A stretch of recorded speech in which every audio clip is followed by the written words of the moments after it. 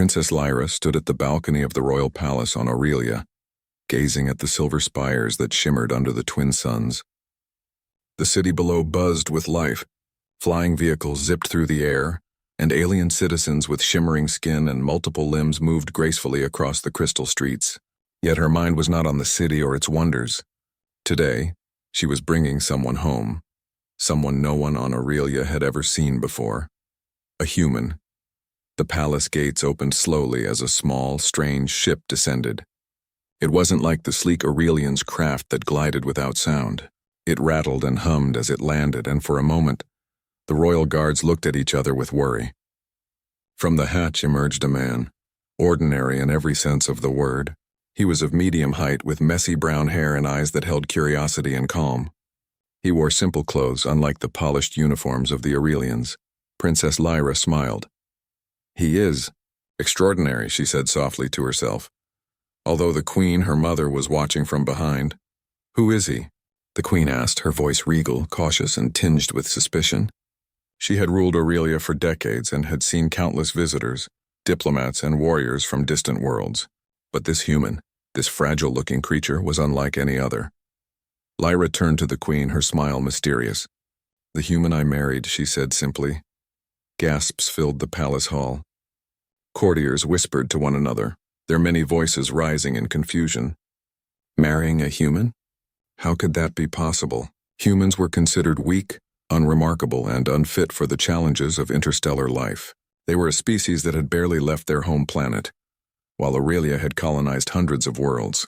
Yet here he was, standing quietly at Lyra's side. Ethan, the human, bowed politely. "It is an honor to meet you, Your Majesty," he said in a soft, steady voice. Though he spoke slowly to match Aurelian pronunciation, his words were clear and confident. The queen raised an eyebrow. "You speak our language fluently." Ethan nodded. "Your daughter taught me. I wanted to understand your world," Lyra beamed. And he did. In just a few short weeks. She looked at him with pride. "He is a fast learner, and he cares about your people, Mother." The queen studied him carefully. She had seen many aliens who could mimic language, but this human was different. There was something in his eyes, a mix of courage, curiosity, and intelligence that no Aurelian could fake. Yet she remained skeptical. "Very well," the queen said slowly, her gaze sharp. "You will dine with us, but the court will observe you.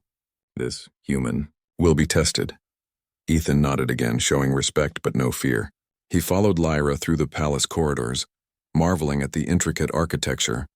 Walls glowed softly with bioluminescent patterns, and statues of Aurelia's greatest leaders floated slightly above the floors. Everywhere he looked, technology and art blended seamlessly. Yet despite the grandeur, he felt a strange comfort. He had faced many unknowns on Earth, but nothing like this. And yet he thought, "I can learn. I must learn." At the dining hall, courtiers of all shapes and sizes filled the long tables. Some had forearms, some glowed faintly, and a few had transparent skin revealing complex organs beneath. They watched Ethan with curious, sometimes wary eyes. He smiled politely, keeping his hands visible. Unlike the aliens, he had no natural defense mechanisms, no shields, no glowing stances, no weapons. Just his mind, his instincts, and his courage. Lyra introduced him. "Everyone, this is my husband, Ethan." Murmurs spread across the hall. Some whispered, "A human? Married to a princess?" Others were more skeptical. "Can he survive here? Can he even live among us?" Ethan held his head high. "I may not be like you," he said, "but I will try my best to understand your ways. And I hope to contribute to your world as Lyra has taught me to." The queen leaned back in her chair, her sharp eyes assessing him. She had seen many species claim they could adapt or learn, but very few had succeeded. Humans, in particular, were unpredictable and fragile. Could this one survive the political games, the alien customs, the sheer complexity of Aurelian society? Before she could respond, an alarm sounded. A warning light flashed in the hall. A nearby city sector had reported a power surge that threatened the residential districts. The palace security immediately started calculating possible causes, while Ethan instinctively moved toward the console with Lyra. "This way," Lyra said, guiding him. "Watch closely." Ethan studied the glowing interface, noticing patterns the Aurelians seemed to overlook. He quickly suggested rerouting energy through a simple bypass, one that humans might have devised on Earth. The chief engineer raised his voice. That won't work. Our systems are too advanced. Those calculations are impossible for a human mind. Ethan remained calm. Try it. It's simple, but it should stabilize the surge. Against expectations, the system responded immediately. Energy levels balanced and the threat was neutralized. Courtiers gasped and some even stepped back in disbelief. The queen, ever composed, remained silent for a moment. Then slowly she nodded. Lyra smiled. See, Mother? He is not just a human, he is extraordinary. The queen's gaze softened slightly, though she remained cautious. He has potential, she admitted. But potential is not enough. He must prove himself in more ways than solving a technical problem. Ethan bowed respectfully. I understand, Your Majesty. I am ready to learn, and I am ready to help in any way I can. As the night settled over Aurelia, the palace buzzed with quiet excitement. Some courtiers still whispered doubts, while others quietly admired the human's courage and intelligence.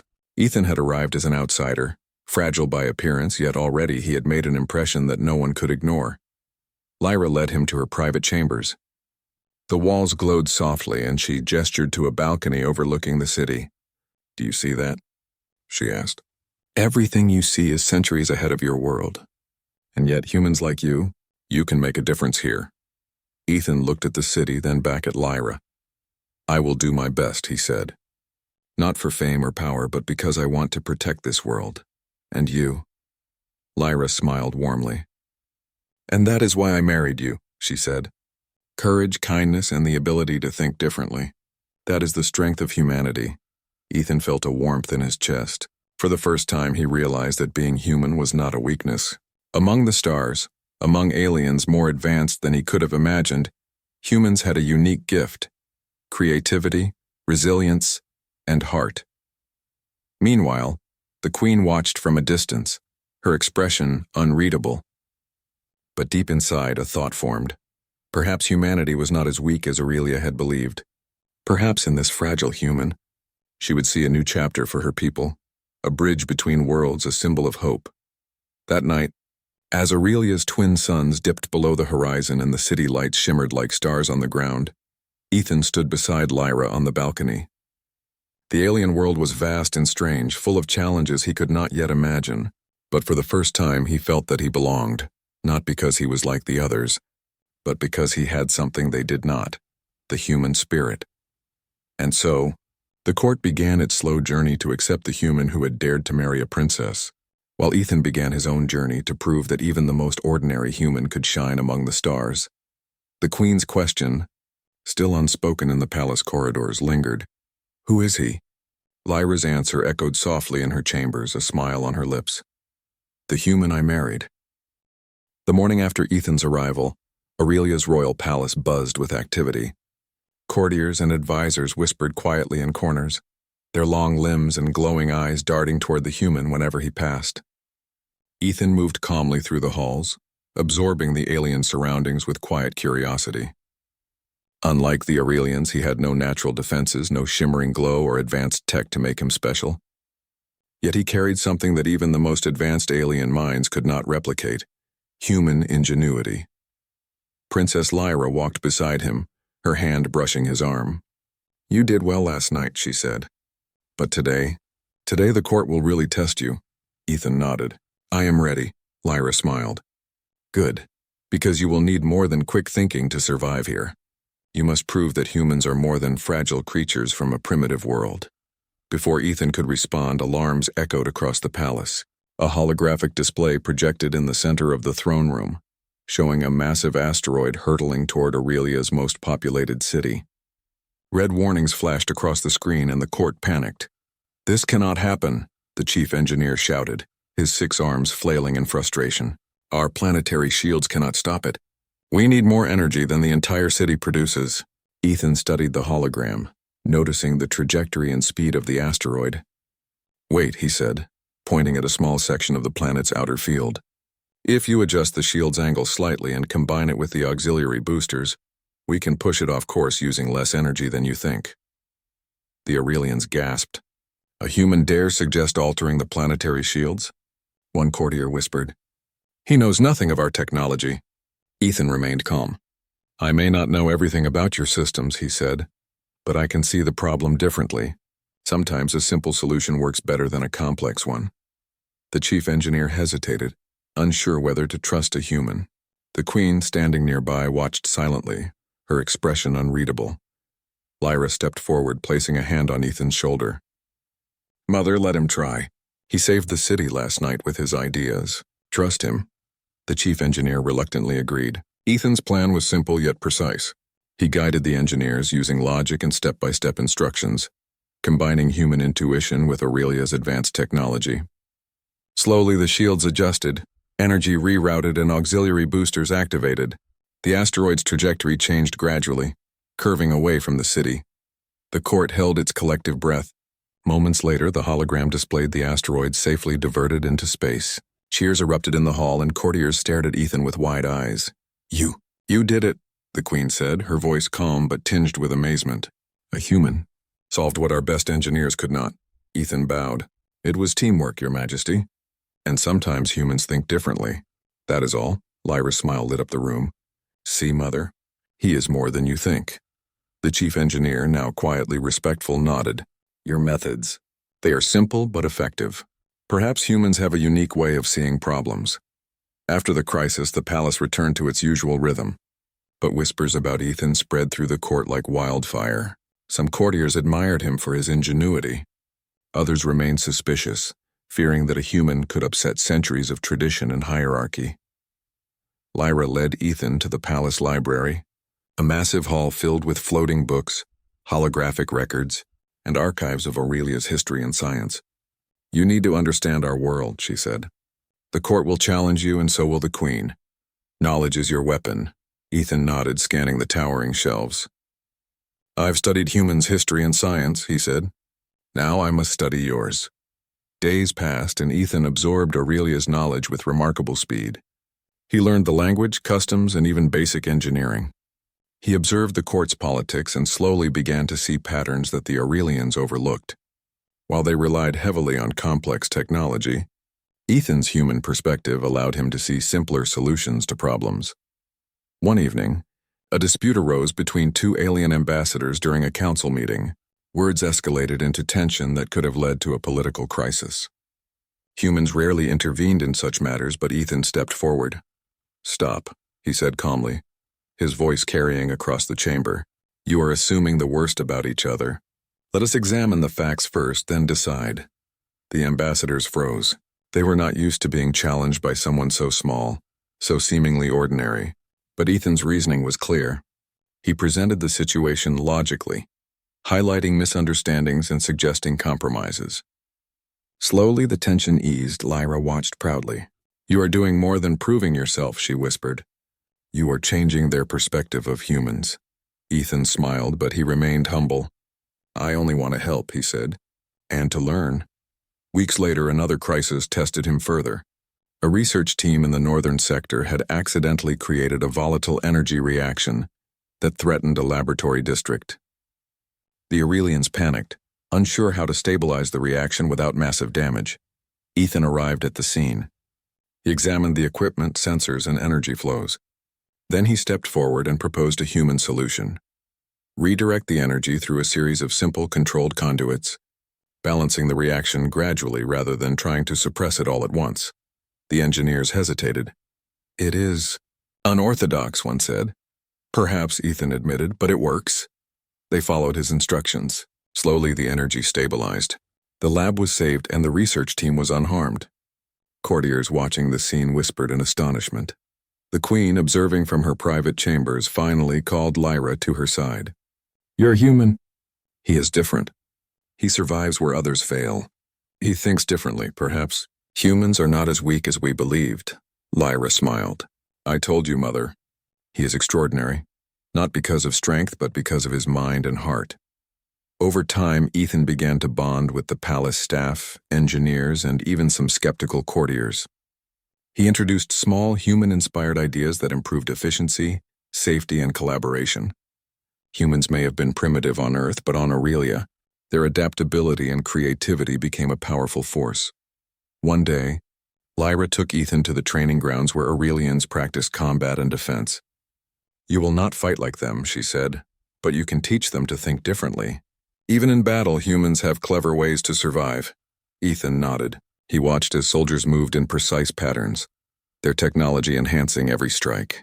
Then he demonstrated a few human strategies, simple formations, traps, and unexpected maneuvers that relied on timing and observation, rather than raw power.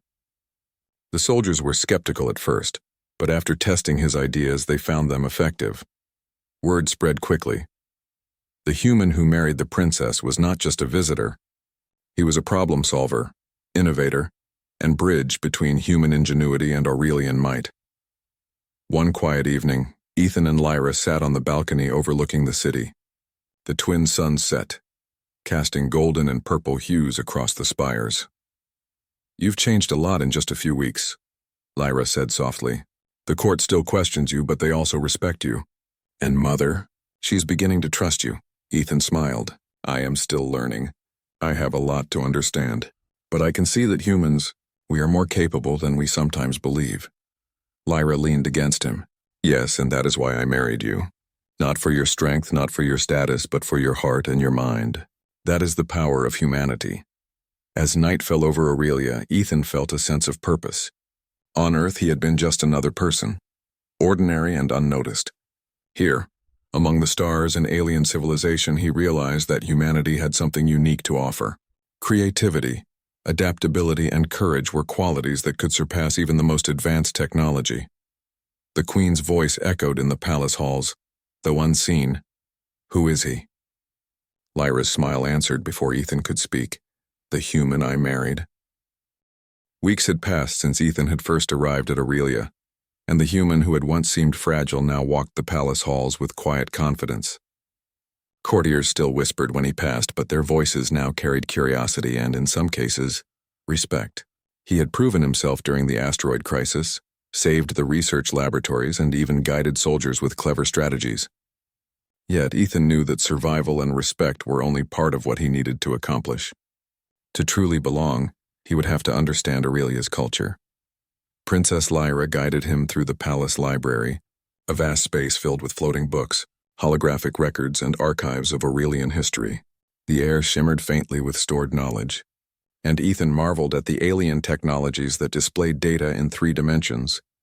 Humans think differently from Aurelians, Lyra explained, her fingers tracing the glowing patterns on the wall. You rely on creativity and intuition. We rely on patterns and precision. Both are powerful, but you must learn to blend our methods with yours. Ethan nodded. I want to learn everything I can, not just to survive, but to help, to understand your world and the people in it. Their first lesson was the language. While Ethan could speak Aurelia's language fluently, understanding subtle gestures, honorifics, and customs was far more difficult. In a court filled with multiple species, each with its own nuances, a misstep could cause offense, or worse, political trouble. The Queen watched Ethan from her private chambers, her eyes narrowing slightly. Lyra, he is learning, she said. But can he truly understand us? Humans are clever, yes, but culture is not only knowledge. It is instinct, experience, and empathy. Lyra smiled. That is exactly why he is extraordinary. He is learning not just the rules, but how to read people. You will see. Ethan began attending council meetings with Lyra. Alien dignitaries discussed trade agreements, territorial disputes, and interstellar alliances, often using complex rhetoric designed to confuse outsiders.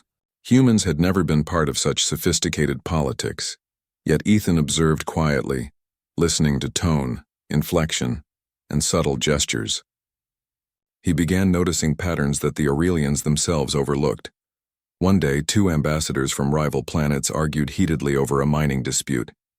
Words flew like sparks, threatening to escalate into insults that could destabilize the region. Lyra watched Ethan carefully. Do something, she whispered. Ethan rose calmly. Excuse me, he said, his voice polite but firm. You are assuming the worst intentions of each other. Let's review the facts together. The chamber fell silent. Humans rarely spoke in such settings, and yet Ethan's tone commanded attention. He pointed out overlooked data, clarified misinterpretations, and proposed a compromise that satisfied both parties. Slowly, the anger subsided. Courtiers whispered in astonishment. Lyra's heart swelled with pride. He is changing how they see humans, she said quietly. Ethan remained humble. I am only trying to help, he said. Humans value fairness and cooperation. That can be powerful here, too. Outside the council chambers, Ethan began forming small connections with palace staff, engineers, and even some skeptical courtiers. Humans, he realized, could build bridges between people in ways Aurelians rarely considered.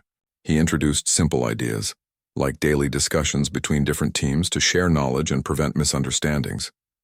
The results were remarkable. Efficiency improved and tensions eased.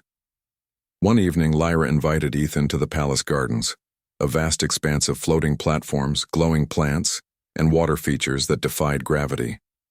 You see, humans are different, she said. You build bridges, not walls.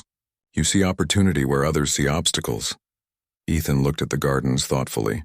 I think humans survive because we adapt. We observe, we learn, and we try. Sometimes that is enough to make a difference, even in worlds far beyond our own. Lyra smiled. Yes, and you are proving it every day. A new challenge soon arrived. A diplomatic banquet brought together hundreds of dignitaries from distant planets, each with unique customs, foods, and social rules. Some courtiers had multiple arms, others could change color, and a few could emit soft hums to communicate emotions. Humans had none of these abilities, making Ethan an oddity in the grand hall. Remember, Lyra said, observe first, speak second. Never assume. That is the key to survival here. Ethan moved carefully, bowing when required, making small gestures of respect and carefully avoiding mistakes. Soon, his calm demeanor and honesty caught the attention of ambassadors who had initially doubted him. They began speaking to him, asking questions about Earth, and, surprisingly, they listened when he offered solutions to shared problems. During the banquet, a sudden technical failure occurred. The energy systems powering the floating platforms began to falter. Panic spread as the platforms wobbled, threatening guests. Ethan acted instinctively. He guided the engineers in rerouting power using human logic and quick improvisation. The platform stabilized and the banquet continued without incident. Lyra caught his eye across the room. Your ingenuity is saving lives again, she whispered. Ethan smiled. I suppose humans always look for practical solutions. The Queen observed silently, her expression softening. She had seen Ethan's calmness in crises, his ability to read people, and his unique way of solving problems. Slowly, she began to understand that humans, though physically weaker, possessed a mental strength that could rival even the most advanced Aurelians. The following weeks tested Ethan further. The palace faced a political challenge. A small but influential faction of Aurelians believed humans should never hold positions of influence. They attempted to sabotage a new city project, spreading misinformation and creating doubts about Ethan's advice. Ethan did not confront them with anger. Instead, he gathered facts, documented solutions, and presented them logically to the Queen and Council. His methodical approach revealed the faction's errors and exposed their motives. The court was impressed, and the faction was discredited without a single act of violence. Lyra watched with pride. He is not just surviving, she said. He is shaping your court, Mother. Humans have more influence than you realize. The Queen nodded slowly. I see it, she admitted. Humans are not fragile. They are adaptable. They are clever. Perhaps their strength lies not in power, but in perception and perseverance. Ethan continued to bridge cultural gaps. He learned to understand alien humor, etiquette, and emotional cues. He even taught some human games and practices, showing that humans could foster collaboration, trust, and creativity. Slowly, courtiers began to embrace these lessons, seeing the human as a bridge between cultures, a symbol of new possibilities. One day, Lyra took Ethan to visit Aurelia's academy, where young alien students trained in science, combat, and diplomacy. You can inspire them, she said. Show them that intelligence and courage come in many forms, not just from physical ability or advanced technology. Ethan interacted with the students, demonstrating simple human strategies to solve complex problems. He encouraged them to experiment, to think outside strict protocols, and to learn from mistakes. The students were amazed by his methods and began applying them in their lessons. Word spread quickly. Humans could teach even the most advanced aliens. As the twin suns set over Aurelia, Ethan and Lyra sat once again on the palace balcony. The city glowed below, alive with movement and light. You have done more than survive here, Lyra said. You are changing hearts and minds. Even Mother sees your value now. Ethan looked thoughtful. I have learned that humans have a unique role in the galaxy. Not through force, but through ingenuity, empathy, and courage. We may be small, but we can build bridges where others build walls. Lyra rested her head against his shoulder. Yes, that is why I married you. Not for your strength, but for your mind and your heart. That is the power humans bring. In the distance, the Queen observed silently.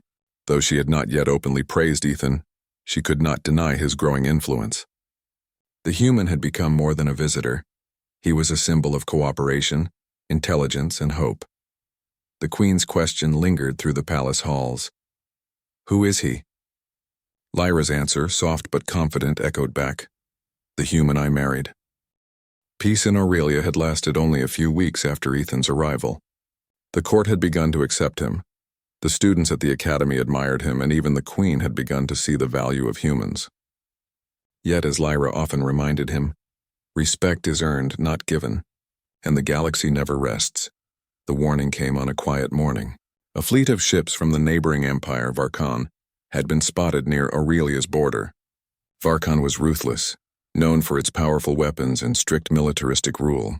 Their emissaries demanded Aurelia surrender a newly colonized world rich in resources, or face immediate attack. The palace buzzed with panic. Military strategists crowded the war rooms, their glowing eyes flicking over holographic displays, calculating odds and predicting enemy movements. Aurelia's armies were strong and technologically advanced, but Varkan's fleet was vast and disciplined. Conventional strategies, the generals warned, would not be enough. Ethan, standing quietly beside Lyra in the council chamber, observed in silence. They are expecting us to react the way we always do, he said softly. But humans, we often think differently. Maybe there is another way. Lyra looked at him with hope. What do you suggest? Ethan gestured toward the holographic map of the approaching fleet. They rely on predictable tactics and overwhelming force. If we confuse them, if we make them question their assumptions, we can level the field. We can win without losing everything, the general scoffed. A human? You expect us to gamble the lives of our soldiers on intuition? Ethan did not flinch. It is not intuition. It is observation, analysis, and creativity. Let me explain. He spent hours in the war room studying every possible maneuver. He noticed subtle weaknesses in the Varkan ship's formation, patterns in their attack timing, and over-reliance on automated targeting systems. Then he devised a plan that no Aurelians would consider, a combination of misdirection, decoys, and unpredictable movements. The human's approach relied on psychology as much as technology. The Queen listened carefully, her expression unreadable. This is unconventional, she said. Lyra smiled. That is why he is extraordinary. Trust him, Mother. The battle began the next day. Varkan's fleet advanced toward Aurelia, confident in its superiority. Aurelia's defenders positioned themselves for a standard engagement. But at the last moment, Ethan's plan was put into action. Decoy ships, appearing weaker than they were, lured the Varkan fleet into traps. Energy pulses were rerouted in unexpected ways, causing enemy targeting systems to misfire. Aurelia's main forces struck strategically at the fleet's weak points, coordinated by Ethan's directions. The battlefield was chaotic, yet Ethan remained calm. He observed, adjusted, and directed, using human creativity to anticipate moves the Varkan commanders could not imagine. As the battle raged, Lyra commanded the troops alongside him, combining her understanding of Aurelia's technology with Ethan's unorthodox strategies. Soldiers followed his orders, trusting his judgment even though he was human, fragile and unlike any Aurelia they had known. Hours passed. The Varkan fleet, frustrated and confused, began to retreat. Their leaders had underestimated the human's ingenuity and Aurelia's adaptability. The battle ended not with massive destruction, but with a strategic victory that preserved lives and resources. The court erupted in celebration. Soldiers cheered, students praised his brilliance, and even the previously skeptical generals bowed to acknowledge his insight. The Queen, standing proudly beside Lyra, finally allowed a small approving smile. You, humans, she said slowly, are not weak. You think, adapt, and survive in ways we never imagined. This human has saved Aurelia. Ethan bowed respectfully. I only did what humans do best, observe, adapt, and help. We may be small, But we have strengths that can surprise even the most advanced civilizations. Lyra squeezed his hand. And that is why I married you. Not for your strength, but for your mind, your courage, and your heart. The victory brought relief, but it also revealed new challenges. Varkon's defeat would not be forgotten. Diplomatic tensions increased and spies and saboteurs began infiltrating the palace.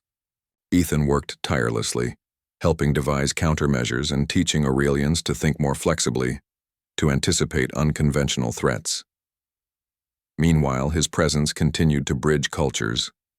Soldiers began adopting human-style training, combining discipline with creative problem-solving. Engineers applied his methods to improve energy efficiency and defense systems.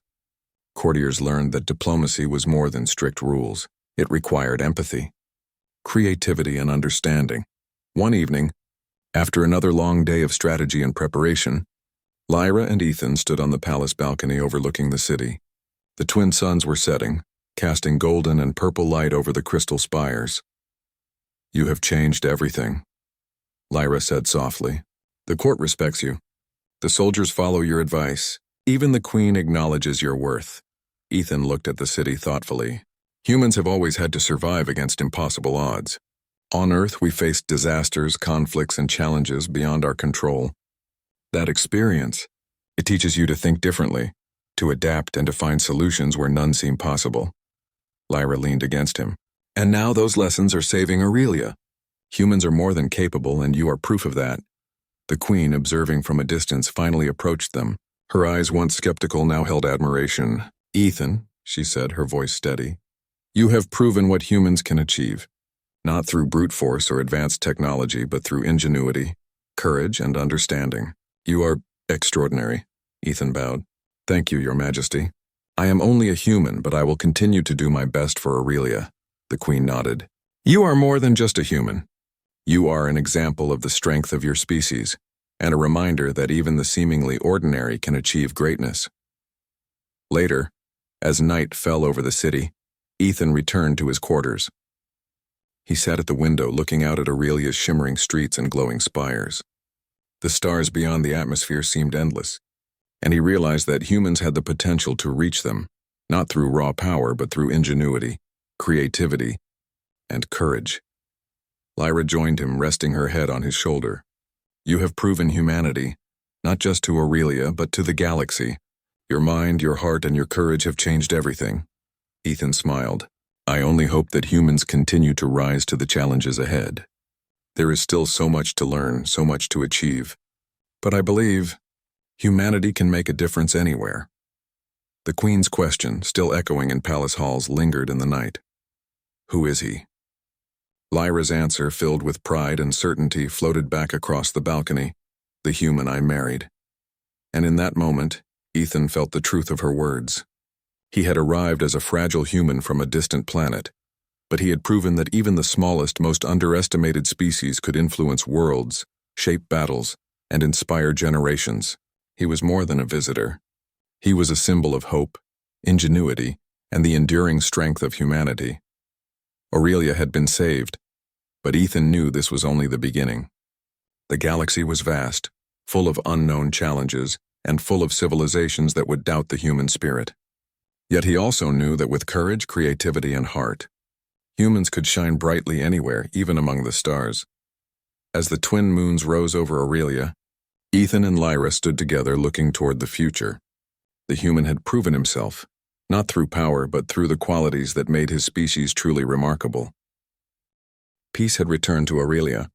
The Varkon fleet had retreated, and the city slowly recovered from weeks of tension and preparation for war. Citizens moved through the crystal streets with renewed energy, and the air buzzed with excitement and curiosity. Yet for Ethan, the human who had once seemed fragile, the most important changes were not in the city. They were in the hearts and minds of the people. Ethan walked alongside Princess Lyra through the palace gardens, the bioluminescent plants glowing softly under the twin suns. Birds with shimmering wings flitted through the air, singing in harmonies that humans had no words for. Lyra glanced at him with a smile. "You've changed so much, Ethan. But more importantly, you've changed them. The court respects you, the soldiers trust you, and even the queen. She admires you now." Ethan smiled, feeling a warmth in his chest. I didn't do it for recognition, he said. I just tried to help. Humans always look for solutions even when the odds seem impossible. That's how we survive. I only hope it was enough. Lyra took his hand. It was more than enough. You've proven that humans are not weak, as many believed. You've shown that courage, ingenuity, and compassion can change worlds. Word of Ethan's achievements had spread throughout Aurelia. Soldiers practiced human strategies. Engineers applied his simple yet effective methods. And diplomats began to think beyond strict rules, considering empathy and cooperation in their negotiations. Humans had gained respect, not through technology or power, but through creativity, adaptability, and understanding. The Queen summoned Ethan and Lyra to the throne room for a formal audience. Courtiers gathered, their eyes filled with curiosity, admiration, and a hint of lingering doubt. The Queen sat in her elaborate throne, her presence commanding yet softer than it had been when Ethan first arrived. Ethan, the Queen began, her voice steady, you have proven what I once thought impossible. Humans, your species, are capable of remarkable things. You have saved Aurelia not once, but many times.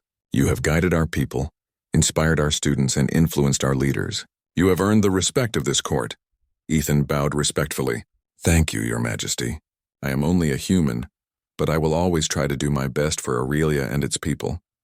The Queen nodded, her gaze softening. Your best has been extraordinary. You have shown that strength is not always measured by power, but by intelligence, courage, and heart. Today, the court recognizes the value of humanity. You are no longer an outsider. You are a part of Aurelia. Applause filled the hall, and for the first time, Ethan felt fully accepted. The court that had once questioned him now celebrated him. The human who had arrived as a fragile visitor had become a symbol of hope and unity. Lyra stepped forward, smiling at Ethan. And that, Mother, is why I married him. Not for status, not for strength, but for his mind, his courage, and his heart. That is what humans bring to the galaxy. The Queen regarded them both, her eyes softening further. Indeed, perhaps Aurelia has much to learn from humans. Your presence has reminded us that even the seemingly ordinary can achieve greatness. Following the ceremony, the palace hosted a grand celebration. Aliens from all over Aurelia gathered to honor Ethan and the human influence that had transformed the planet. Students shared stories of the games, strategies, and lessons Ethan had taught them. Soldiers demonstrated tactics he had introduced, and engineers presented innovations inspired by his methods. Everywhere Ethan looked, he saw the impact of humanity. During the celebration, Lyra took Ethan aside. Do you realize what you've done? She asked, her eyes shining. You've not only changed Aurelia, you've changed the way they see humans. We are no longer outsiders. We are respected, and it's because of you. Ethan shook his head, smiling humbly. I just did what humans do. We face challenges and try to solve them, even when we are small and underestimated. I never expected this. This level of change. Lyra leaned against him. You are extraordinary, Ethan. You've shown them that strength comes from the mind, the heart, and courage, not just technology or power. In the weeks that followed, humans' influence on Aurelia grew. Scholars began studying human problem-solving methods. Diplomatic strategies incorporated empathy and creativity. Soldiers practiced flexibility and quick thinking. Humans were no longer seen as fragile creatures, but as beings capable of innovation, resilience, and inspiration. One day, the Queen invited Ethan to a private audience. You have changed Aurelia, she said quietly. And you have changed me. I doubted humans, but you have shown that even the smallest species can achieve greatness. I would like to officially recognize humans' contributions. You are a symbol of what humanity can bring to the galaxy. Ethan bowed deeply. Thank you, Your Majesty. I am honored to represent humans, and I will continue to do my best for Aurelia, for my family, and for the future. Lyra joined them, her hand resting gently on Ethan's arm. Mother, you see it now. Humans are remarkable, not just in battle, not just in intelligence, but in spirit. That is why I married him. The Queen studied them both, a small smile crossing her face. Indeed, she said, you are both remarkable. Together you represent unity, courage, and the strength of understanding between worlds. Months passed, and Aurelia entered a new era. Humans were welcomed as allies, advisors, and innovators. Ethan and Lyra continued their work, guiding the court, teaching students, and preparing for future challenges. Humans' methods became part of Aurelia's culture, blending seamlessly with alien traditions. Ethan often stood on the palace balcony with Lyra, gazing at the city below. Flying vehicles streaked across the sky, and alien citizens moved gracefully through the glowing streets. For the first time, he felt truly at home, not just as a guest or a visitor, but as a part of this world. "Do you ever think about Earth?" Lyra asked quietly. Ethan smiled. "Of course. But I also see that humans can thrive anywhere. Even among the stars, even on worlds far beyond our own, we have something special to offer. Ingenuity, courage, and compassion." Lyra leaned against him. "And you've proven it. Aurelia is stronger because of you. Humans are respected because of you, and I am proud to call you my husband." The queen, watching from afar, nodded to herself. Her skepticism had vanished, replaced by admiration. She saw now that humans, though small and fragile compared to Aurelians, possessed qualities that could influence worlds and shape the future. The palace halls no longer echoed with doubt.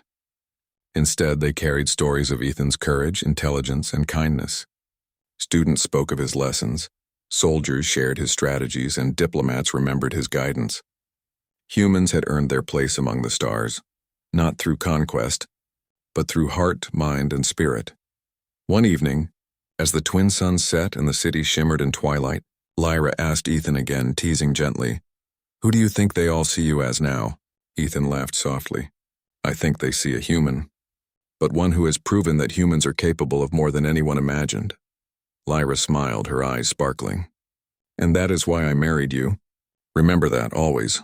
The queen's voice, though quieter now, echoed once more in Ethan's mind. "Who is he?" Lyra answered with confidence, pride, and love. "The human I married." Ethan looked out at Aurelia, the city alive with light and life, and felt the truth of her words. He had arrived as a stranger from a distant world, fragile and untested. Now he was a symbol, not just of what one human could achieve, but of what humanity as a whole could bring to the galaxy. Ingenuity, courage, compassion, and hope. The twin moons rose over Aurelia, casting silver light across the spires. The city had survived, the court had learned, and humans had earned their place among the stars. And at the heart of it all, Ethan stood with Lyra, proud, determined, and certain that humanity's legacy was only beginning.